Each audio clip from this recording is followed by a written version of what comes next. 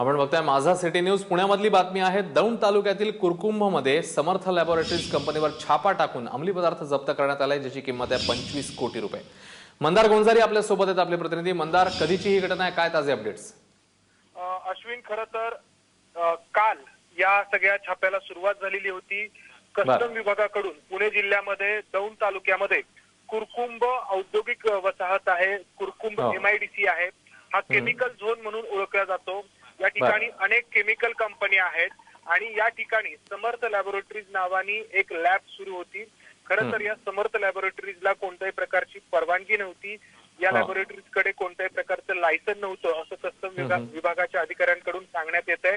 तरी या समर्थ लॅबोरेटरीज कडून मेफेट्रॉन हायड्रोक्लोराइड या नावाचं एक केमिकल तयार केलं जात होतं। हे केमिकल तयार करण्यास बंदी आहे। हे केमिकल तयार करून ते लंडनला पाठवलं जात होतं। या कंपनीचे जे काही खरेदीदार होते, एजंट होते, ते लंडन मधले होते अशी माहिती कस्टम विभागाला मिळाली आणि त्यानंतर कस्टम विभागाने त्या ठिकाणी छापा टाकला।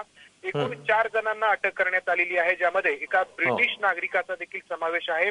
आंतरराष्ट्रीय मार्केटमध्ये या जप्त केलेल्या 159 किलोग्राम असलेल्या मेफेट्रॉन हायड्रोक्लोराइडची किंमत आंतरराष्ट्रीय मार्केटमध्ये 25 कोटी रुपये आहे। अश्विन, मंदार, धन्यवाद या सगळ्या माहितीबद्दल।